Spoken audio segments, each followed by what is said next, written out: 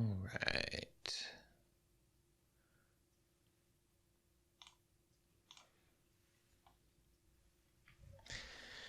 Hey, QED coders. This is Michael. We are talking today about interest. Yeah, no, we're not building a financial application. That's coming, though. No, that's coming. But no, this is all about calculating which facts a client is interested in. So it's kind of it's kind of the opposite of the way that that we build applications today, where the client says, "Hey, I'm going to run this query." Like, imagine GraphQL. Here's my query, and I'm telling you explicitly what I'm interested in. You run the query, you give me the results, and then I do something with those results. This is different. This is inferring interest from the pipeline that the client is eventually going to run. So it's a different concept. Cover it in great detail in The Art of Immutable Architecture over there. And in fact, in the book, it's a little bit more complicated than it turned out to be in reality. So this is going to be kind of cool. Let's start by going over a well, it looks like I lost my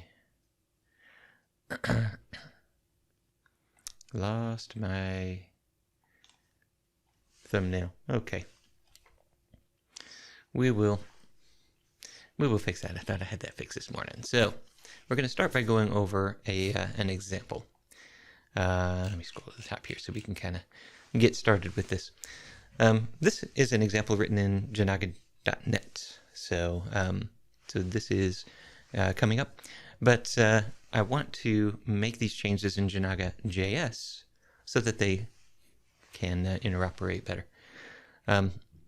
So we're in a .NET Interactive Notebook. We bring in the Jinaga.GraphViz package, which has a dependency on the Jinaga package, so that's in here as well. And now we're defining a model.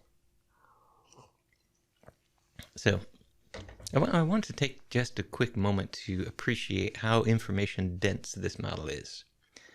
I really love the fact that now C# has record types. And with record types, now we can just, in very little code, express an extremely rich model.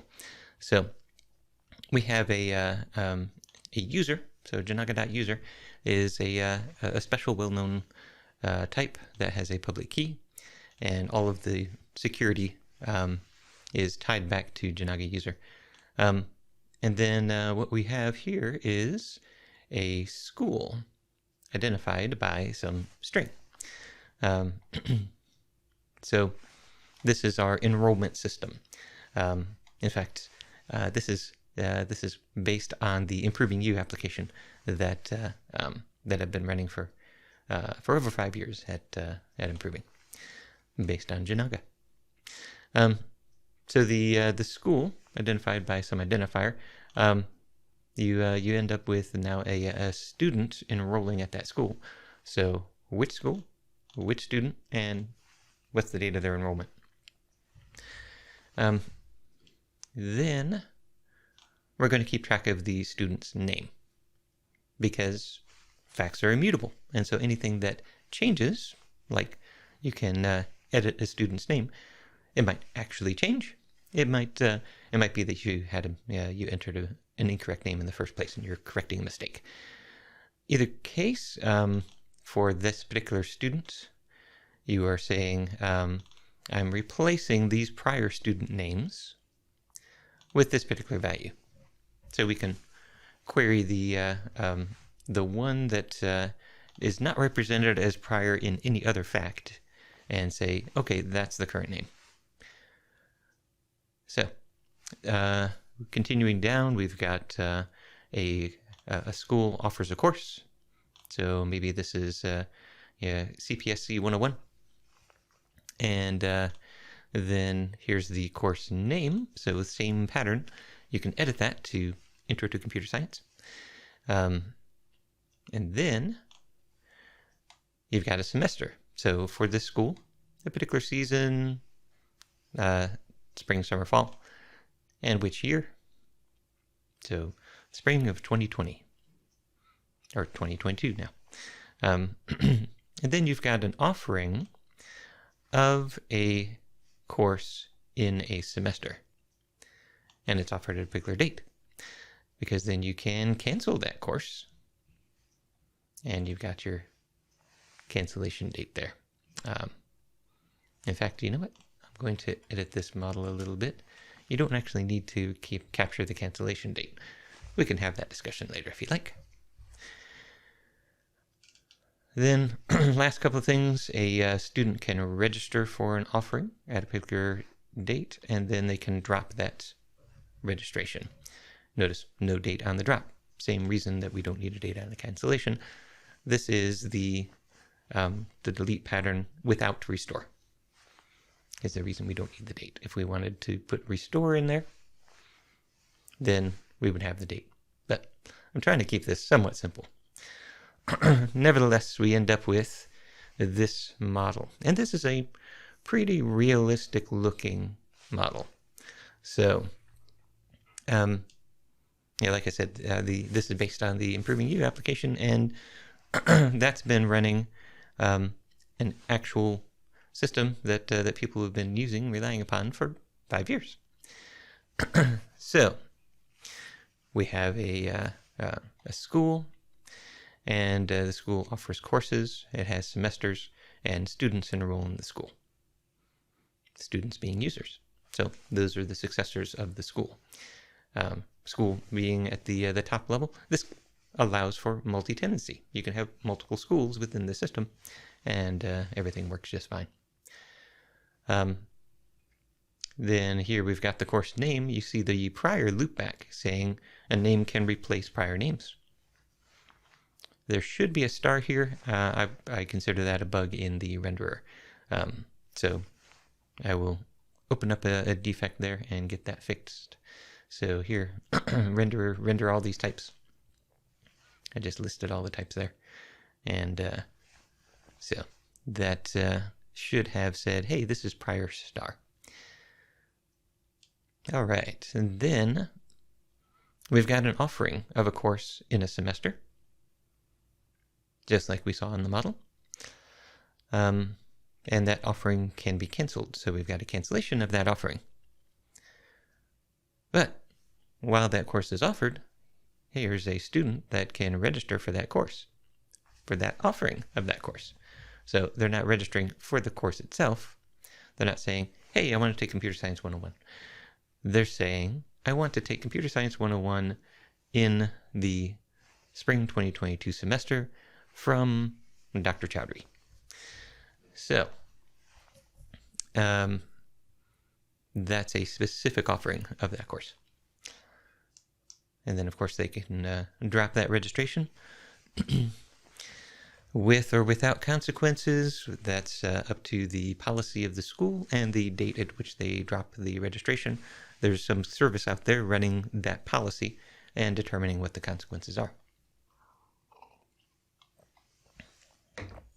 And then here we have the mutable property pattern again for the student's name. And we're capturing the name at the student level rather than at the Jinaga user level. And that decision means that that as an individual user, as my identity, when I enroll at a school, at that point I give you my name, and I could enroll at a different school under a different name. It's entirely possible. If that's not the desired decision, if you want to have the system react in a different way, move that up there. So that is what our model looks like. And now we're going to build a client application based on this model. Let's see what the client application wants. So we start with a specification for the names of a course. So given a course, so here's my course. Given a course, I want to match from name and facts of type course name, so these things here, where the name.course is equal to the course I'm given, and where there are not any facts of type course name, where the prior contains this name that I'm looking for. So take a moment to parse that, understand what that's doing. That is saying if there is a course name that includes this particular name that I am inspecting, then this particular name is not the most recent version. And I don't want to see it in my results. So names, of course, include only the most recent version. Now, to be completely correct, I should say only the most recent versions, because there's no guarantee that names, of course, is going to return just one name. If it returns multiple names, what does that mean? That means there has been a concurrent edit, aka a conflict, although this is a conflict-free replicated data type, so it's not really a conflict. We're recording the fact that two people edited the name at the same time. It's not a conflict because we know that, and we know what those two candidates are. They are the names of the course that we get back. So application does with that what it does. Picks one, shows them both, lets the user of the client application decide which one is correct. All that stuff. That's a decision left to the application developer. We can't solve that decision. We can't solve that problem within the model itself. So that is the names of course specification. That specification shows up inside of the courses for student because when we get to the bottom, we are looking for the course name, which is in fact an array of all of the candidate course names. So perhaps that should be plural. We'll go ahead and make that plural. So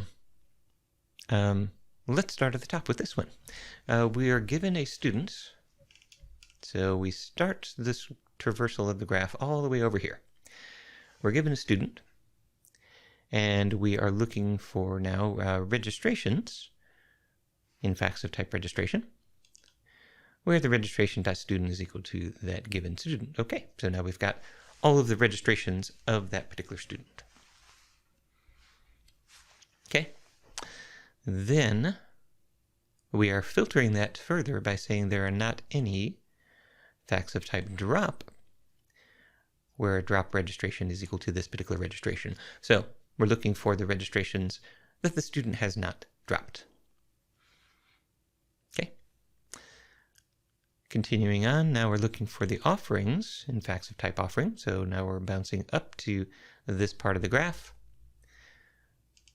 We've got our where registration.offering is equal to offering, and then where there are not any facts of type cancellation, there are no cancellations of that particular offering of that course. So the student hasn't dropped their registration, and the school hasn't canceled their offering. Those are the conditions that we're looking for. If either one of those things is true, we do not show that course for that student. There may be a different view that shows, hey, here are the canceled courses. Maybe you want to do something about that. That is application design. Here, we're being explicit about this particular view is showing all of the courses that you think you're going to actually take. Because you haven't dropped them, they haven't been canceled. All right, and then, now that we've got that, we are interested in the course itself. And so we grab from course and type facts of courses, where offering course is equal to course. I think there's a shorthand that works for this. I'll try that in just a second. But I know that this one works. And that means that now I've started as a student, and I've walked this graph all the way over to the courses in which that are being offered that they are registered to take. And what I want to give back are the registrations, because in this particular list, in this application, we're going to do something with that registration. So it's not just that we're doing something with the course, we're doing something with the registration. You might select it and say, drop that one. So we need the registration in order to do that. Here, we're also interested in the course, so we include that as a fact. And we are interested in the course names, so we include all of those candidate course names. And so that gives me back a specification, courses for a student. So that specification will allow me to execute a query starting from a student and getting back these data structures. Now, that's fine for the client application to do its work, but it needs to talk to a server. It needs to get information from a server. And so you might think what I need to do is just run this same query on the server and give me back the results. But there you run into a problem. First of all, let me show you what the query looks like. So we are going to go ahead and run this again. There we go. So now we've got the pipeline expressed as text. So I've taken the pipeline, described that pipeline as a string, and then concatenated the projection. And what I end up with is something that looks like this. So this first part here is the pipeline, and then this part here is the projection. So let's take this one bit at a time. We have a pipeline that starts at the student. We can tell that because it says given student. Okay, and then starting with the student, I can now find all of the matching registrations. So these are of type enrollment registration. So start at the student and follow the role student in the direction of the successor in order to find a registration. So what that means is I'm looking at a student and I'm going to follow an arrow in the successor direction, so that means in the opposite direction of the arrowhead. So toward the tail of the arrow, and in order to find an enrollment registration. And the name of that arrow is student. That's the role. Okay, so that's what that one's telling me. So if I start as students and I follow those arrows, I'll get a collection of registrations. And then I want to filter that. I want to say where there does not exist, so that's what the N stands for. It could also be an E, where there exists. But here we have a not in front of our any, and so it's where not exists. So we're looking for where not exists a registration, or where there not exists anything from this particular pipeline. So starting from the registration, which is where we ended up after taking this step, I'm looking for D, enrollment drop. And so I do the registration arrow off of drop. So I'm looking at drop, I see the registration arrow, I'm following it in the tail direction. So I'm going successors, and that will get me to enrollment drop. So are there any such facts? Does this pipeline produce an empty set? If it does produce an empty set, then there does not exist any such facts, and so we include that registration.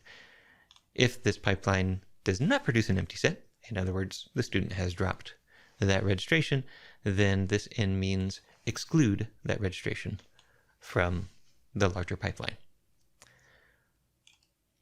Okay, So,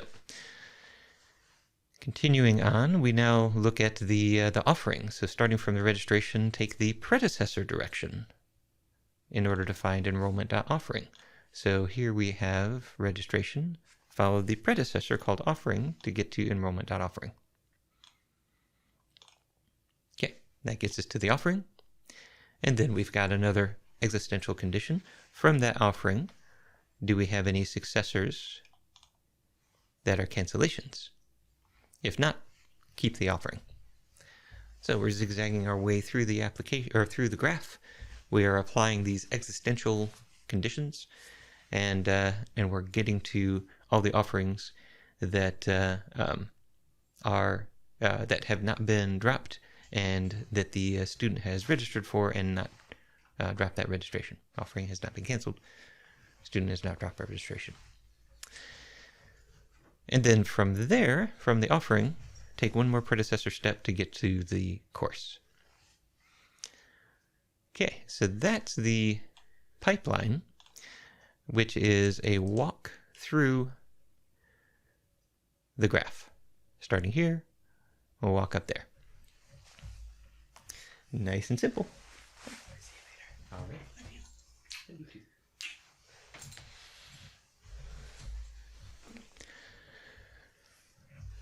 He's fine.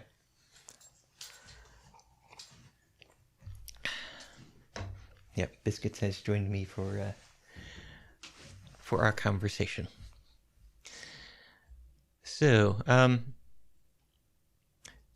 now this is where we might say, all right, take that query, put that together, organize that as SQL, run that on the server, and then just give me the results.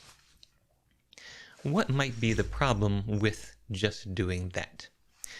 So the problem might be that on this client-side application, I've already registered for another course, and so the client knows about a registration that the server doesn't yet know about. And what we want to do is merge those results together. Well, you might think, okay, that's easy. I get all of the registrations from the server, and I just merge that list in with the registrations on the client. Find the distinct ones, and there we go. That merged list is what I present to the user. And that would work for this particular case, where we now have a new registration on the client. But let's suppose that the client knows that the student has dropped the registration, and the server doesn't know that yet. So now the server is giving us back a list of courses, and the client knows about this drop fact, and so the client's list doesn't have that course that the server has, because when it runs the query, it sees that it's dropped. Now when you do that union of those two lists, the server puts the registration back in. You might have seen this kind of behavior in like one of those contact applications, where you delete a contact, or you merge two contacts together. It's like, oh, I've got this person's email address here and their phone number there. It's the same contact. Merge those together. You do that on the client, but then the next time you sync up to the server, you've got duplicates again.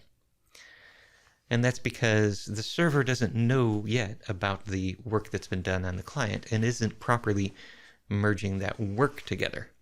It's just merging the results. So that's the problem that we're trying to solve. And we do that not by querying for the results, but instead by querying for the interest. Which facts are you interested in order to produce the correct results? So in this case, as a student, I'm interested in all of my registrations and the drops. Okay, so if you've dropped a registration that I don't even know about, go ahead and tell me about the drop. And then, following on from there, I'm interested in all of the offerings and their cancellations. So if you've canceled an offering, even if I haven't even heard about that offering yet, let me know about it. And then continuing on from there, now I'm interested in just the registrations that haven't been dropped and the offerings that haven't been canceled. Now I'm interested in their courses, and in particular their course names. So I'm only interested in the names of courses that are still being offered and I have not dropped. So I can optimize here. I can say, all right, only show me those names. But I cannot optimize here. I cannot say, don't give me the registrations that have been dropped. I don't care about those, because I might already know about them. I just might not know that they have been dropped. So you have to give me the drop. You have to give me the cancellation. In other words, you have to give me the tombstones, if you want to think about it like that. But you don't have to give me all of the other facts that might have happened beyond the tombstone. And so renaming a course after I've dropped my registration, that's perfectly valid. We still have that course in the catalog. Canceling an offering after I've dropped my registration, perfectly valid. But I don't care about that cancellation because I've already dropped the registration. So I don't care about the fact that occurred after my tombstone. But I do care about my tombstones. So give those to me. That's what distinguishes interest from results. So the client expresses interest, you give the client all of those facts, and then they can compute the query and produce the results. Don't let the server produce the results for the client. The server doesn't have enough information to do that. Okay. Before continuing on and really diving into this further, let's just make sure that that we can't do this little shortcut. I should be able to say let course equal offering.course instead of that. Does that work? Yes, it does. Okay. Oh, interesting. Wow. That should not be. All right. All right. So we do have a defect there. I can also say this, and I think that will get rid of that little defect that we're seeing. Yeah.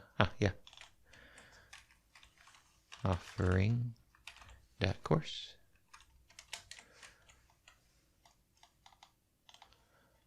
Yep, there we go. And that gets rid of that defect, and everything works. Yeah. So yeah, this shortcut is sufficient. There should be, it should allow you to do the let without duplicating that path. So I have something to fix there in the query parser. All right, but now let's examine this this pipeline and projection and understand how to turn that into some queries on the server that will compute the interest. So we can start with at the top level. Let's start with the pipeline steps without considering the existential clauses. Okay, so here I've got 4 labels. So I've got students, and here let me split that so we can see both at the same time.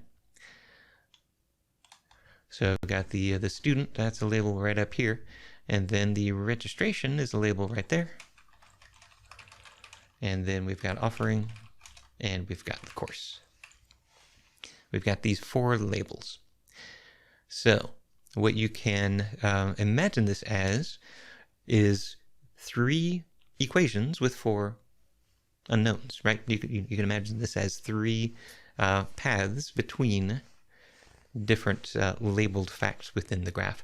We've got one that goes from student to registration, And we can see that because registration is equal to start at student and continue from there. And here's offering. And so offering maps from registration. Registration student. Right, yeah, offering is mapped from registration. So we actually start from registration and we go to offering. So let's do it this way. And you can see I'm going to use this arrow to mean that we are walking in that direction. This arrow does not mean the predecessor. That is, now we are talking about a different kind of graph.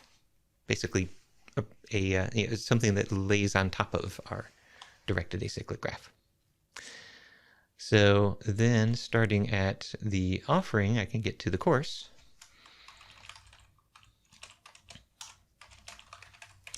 And so now you can see this as 4 unknowns, 3 equations, 3 minus 4, 1 degree of freedom. That degree of freedom is the student. Which student do I start from? This is a specification that given a student, it will do this. So the student is a given. And so that's this out here. So that means given the student, I can now compute some tuples.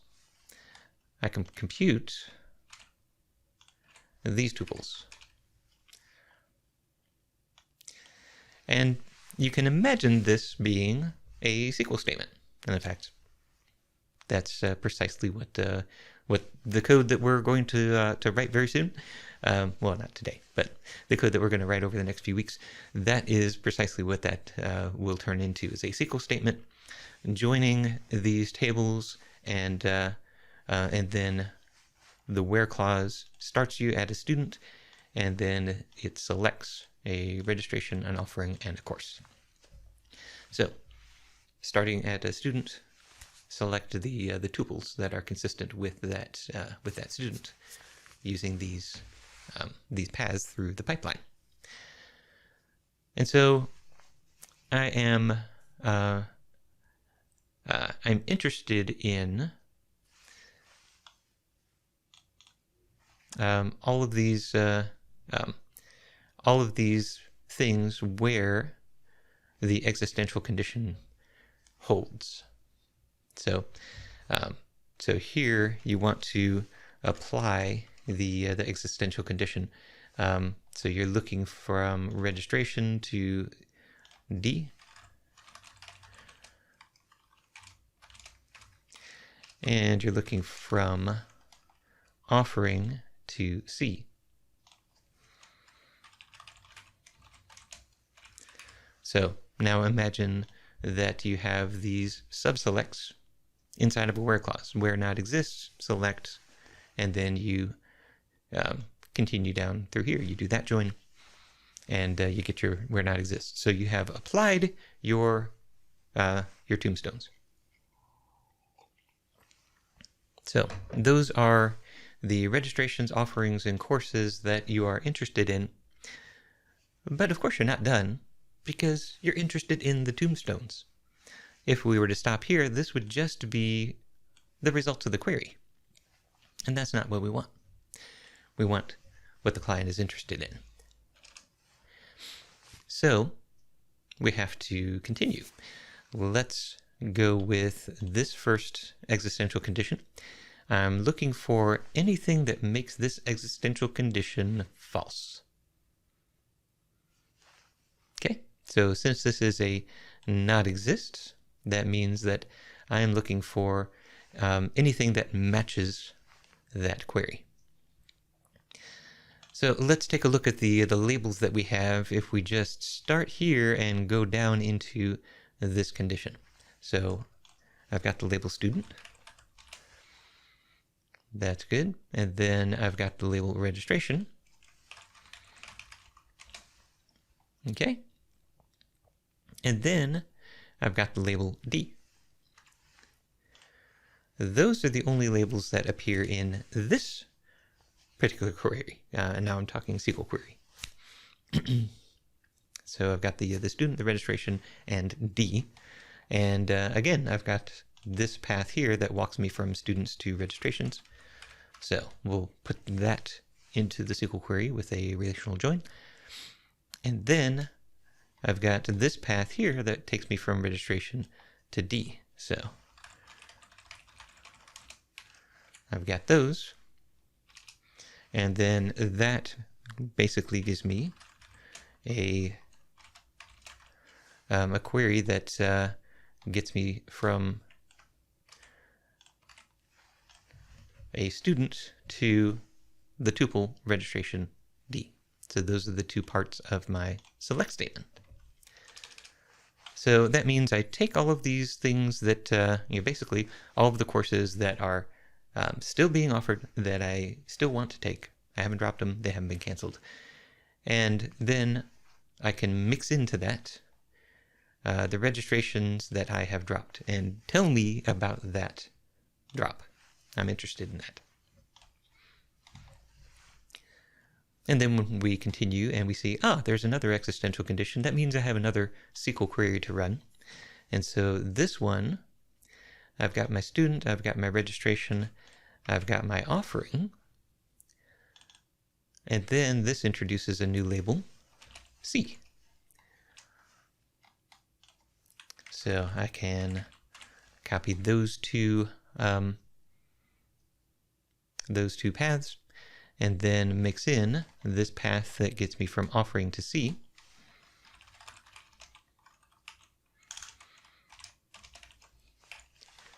Okay.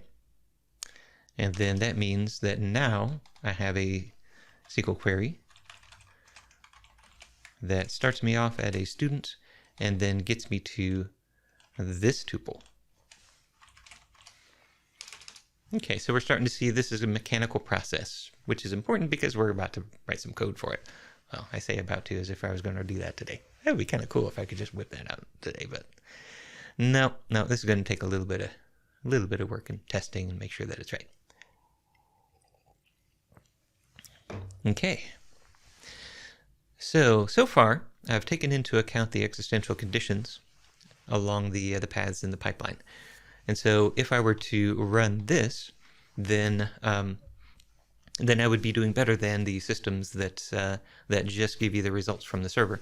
I would be giving you back all the tombstones as well. The tombstones are captured right there.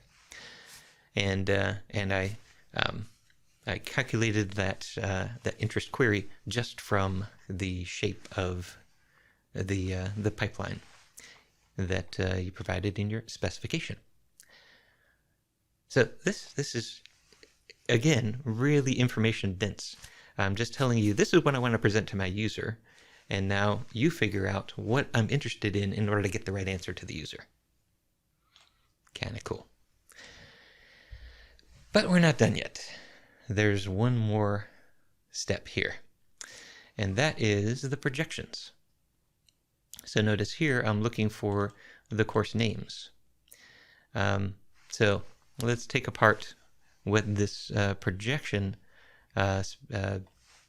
specification, what this language is telling us, is that I'm going to get back a structure. So in fact, I'm going to get back a collection of these structures. This is going to be the results of the outer query when the client runs it, not when the server runs it, and so that set of objects that it returns is going to have a course and a registration for that course, and then it's going to have an array of course names. So these are going to be the course name objects that match this particular pipeline and specification, right? Pipeline and projection. So here's the interior pipeline. Here's the interior projection. So this interior pipeline says, starting with the course.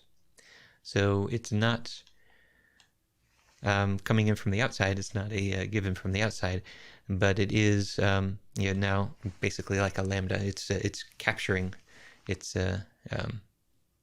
enclosing this particular label here.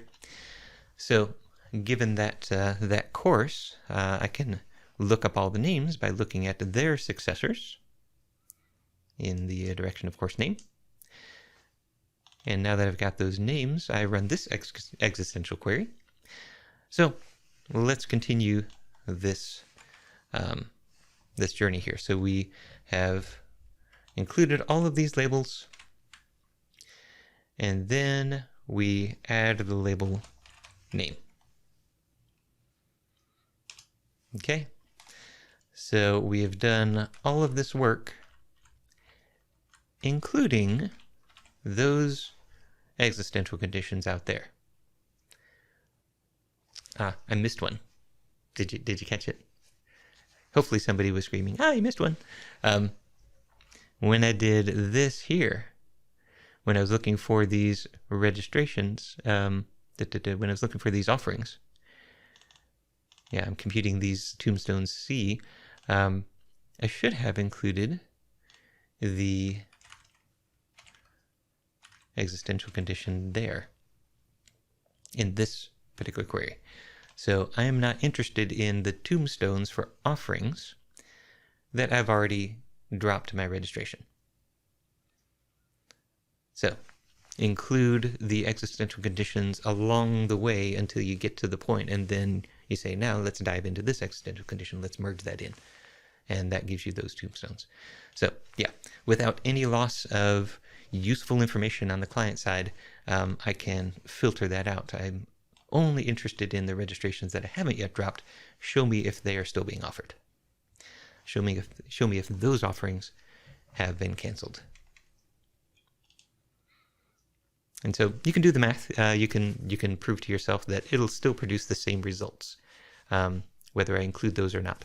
So by excluding them, I'm just allowing the system to optimize a little bit. Don't give the client more information than, I've already dropped this this course, and now you're still telling me about that that offering. Don't care. Here, I've already dropped my registration, so I don't care about the course name anymore. You can go ahead and change it. I'm not interested. So that's why we can keep those existential conditions. So yeah, we've got, we are following all of this down through to here, and continuing on from that course, we are looking for the names. So now I have a path that gets me from course to name, and I append that as a join to my SQL query, and that will produce a pipeline that that'll produce a SQL query that gets me from a particular student all the way down to this tuple. So again, from the server side, I'm going to give you back all of those facts. I'm going to say, okay, well, there's this, once upon a time, there was a registration for an offering of a course that was named this. And here's that tuple that represents that whole story, that whole path through the graph. But so here's the really cool part, is that I can take all of these tuples that I'm computing on the server side, because I've taken this entire chunk of code, sent it up to the server, and said, server, tell me what I'm interested in. I can take all of these tuples, and I can mash them all together, and I can get rid of the duplicates. So it's like, yeah, the registration, like here, the registration that for a course exists here, and then here it exists again, that same offering, that same course, but now I'm telling you about the name. So it's like, you don't need to tell me about that registration offering a course again. I already know. And furthermore, you might have other duplications, like I've dropped a registration for a particular course, but then changed my mind and I registered for it again. So I've got a new registration for the same course. So that means, that course doesn't appear anywhere else. So actually, that one actually just kind of falls out. But at any rate, take all these tuples, flatten them out, find the unique facts, and you just say, these are the facts. So that's what you can send back to the client. And we're almost done here.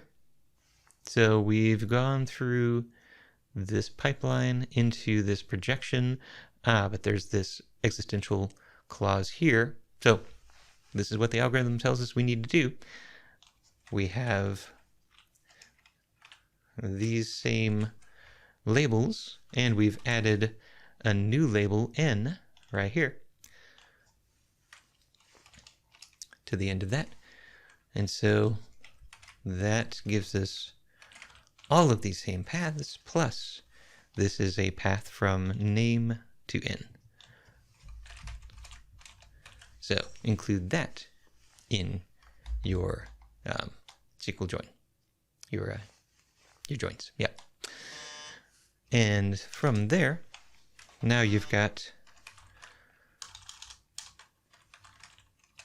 a function, basically, a SQL query that maps from a student to this tuple. And you run that, and you put it in the results. Now here, I've been thinking about this one, and I'm thinking there might be some more optimization that could take place. But I'm not entirely sure how to make that mechanical. So that optimization is this. I am basically giving you back all of the prior names. So I'm saying, hey, I'm giving you back these successor names. So I'm saying, hey, here's a newer name that replaces this older one. Now, I know from the way that this model is supposed to work that the names that it replaces should be names from that same course. But there's nothing in the model that constrains that. So I could actually, inside of this prior list, include the name from a completely different course. That would kind of mess with things. That would produce really strange behavior. And so by making this a mechanical process and just walking from this to SQL, I'm not making that assumption about how the objects are supposed to be used. I'm just executing them the way that they are. So that means that that if it's used correctly, I'm going to get all of the names throughout history for this particular course, and then I'm going to get them again as replacements for their prior names. Essentially, the next name becomes a tombstone for the prior one. So this is sufficient information that the algorithm has me go one step further and do this again. And then it'll run this, it'll see a bunch of duplicate names in here, and it'll filter those out. So this ends up being an extra SQL query on the server, followed by some extra work in memory to filter out some duplicates, and then you get back the subsets that the client expects. So if I do find an optimization for this, the likelihood is that the optimization will not involve the client at all. The client still sees the same behavior. It will just be an optimization on the server. But I'm not sure what information I have in this code right here to tell me that it can be optimized that way. Have to do the math on that one. So that means that for the client, in order to run this pipeline and run this projection and produce the information that the user of that client needs, it sends this information to the server. The server generates 1, 2, 3, 4, 5 SQL queries, executes those against the database, perhaps using multiple result sets, and then get you back all of those facts.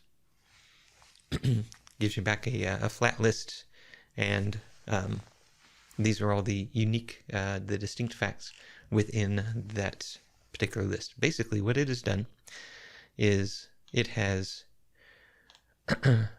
walked the graph from the student through the registrations, offerings, courses, included the tombstones along the way, included the names along the way, and it's giving you back this subset of history, saying you're interested from here all the way down through there. And we talked in a previous episode about how we are currently in Jinaga.JS doing this through the date learned, and we are telling you about new information that shows up in this interest set because, hey, we just learned about this, we need to tell that client about it, and we're using that date learned as kind of a bookmark. Show me everything that that matches this, that you learned about after this point in time. And we talked previously how we could actually turn this into a Merkle tree. And so now you're seeing a little bit of that structure here that could be turned into a Merkle tree. This would be a node at the higher end, is we would have all of these tuples at the higher end, and then start to build a tree out of that. It's still not entirely clear in my head how that works, because this isn't really a child of one of these. This list does not include these registrations because we've got that existential condition. But can we perhaps map this to a tree? Not this graph, but a tree that represents kind of shaking, you're picking it up at the student, shaking that, getting a tree, and then doing that exchange with the client. I don't know, still have to do that work. But bookmarks based on the date learned, that works. It just means that when you're talking to more than one peer, you're definitely guaranteed to walk the history multiple times, once for each peer. So that is how we compute interest. There's one last thing that I can show you real quick before we go. Here's the Improving You application. This is the application that actually does implement this model, and we can see what the query endpoint currently looks like. And this kind of gets into, hey, I just showed you how to compute interest. We've got a working application. Doesn't that already work? And it does not. The running application, you can see, has a very linear pipeline structure. So starting from a semester, look for the catalog and the course, where not exists, delete, and then keep following that course to the registration where it does not exist, the registration deletion. So you've got a straight path through this this pipeline here. So the existing application takes this pipeline apart at the client side and then sends several different requests to the server. So in doing this, the plan is send this whole pipeline and projection to the server, let the server do this taking apart into several different SQL queries, run them all against the database at the same time, so you get optimizations on both of those network hops. And then do the work, give you back the distinct facts. So the response from this is still a similar idea. And what we're seeing here, and yep, there's a lot of facts that match that particular query. What we're seeing here is the server giving you back all of the tuples. So it said, all right, given that path, we started at a semester, and now I've walked to a catalog, to a course, to a registration, and so I'm giving you back each one of those facts, which means that within this collection of 800 results, 801 results, it's amazing that it turned out to be 801 exactly, we are getting a lot of duplicates. We're not filtering out these duplicate catalogs. If you take a look at any single one of these, you will see it's the same catalog. 4S3AP, 4S3AP, it's always the same catalog. So flatten, take distinct, send back just those facts. And then that allows the client to figure out what it doesn't have and then call you back with load. So it says, hey, I've got a whole bunch of fact IDs that I don't yet know about. So here's the catalog. This one ended up being a different catalog because it's looking at remote courses as well. So yeah, we've got different catalogs. Hey, I don't know about this one. Tell me about it. And it says, here's all the ideas I don't know about. This is the thing that could be replaced with the Merkle tree and make that back and forth a little bit cleaner. But that is the next step that the client's going to do, and we'll still keep that particular step. But the that earlier step of giving you these results will flatten those results, and we'll be able to do that because the server is running all the queries at the same time and can go ahead and flatten them and optimize while it's fixing defects. So yeah, there are some defects in Jinaga.JS related to the fact that it's doing these linear queries and it's not picking up on all of the nuance of how these queries are related.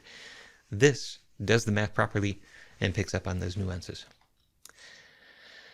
So that's the plan with computing interest. It's a bit complicated, yes, but it is mechanical. So you don't have to understand what the model means. And the user, the application developer just has to give you this much information. This is information dense. Yeah, this takes a lot of thought to come up with the right set of information, but you can test this. This works great in unit tests, and you can make sure that you've accounted for everything, and then let the server figure out what it is you're interested in, and you'll have some confidence that it solves the problem of creating a conflict-free replicated data type. Thank you so much. Please keep up with the implementation of these ideas in Jinaga, because what I really want to do is to update Jinaga.JS to implement these facts, these ideas, and then have Jinaga.net interoperate with Jinaga.JS in the backend. That'll be the fastest way to get Jinaga.net out to you, and then we'll have a Jinaga.net backend so you can host it in a Microsoft stack, and everything will look good. That is it, and I will see you all again next week. Thank you very much.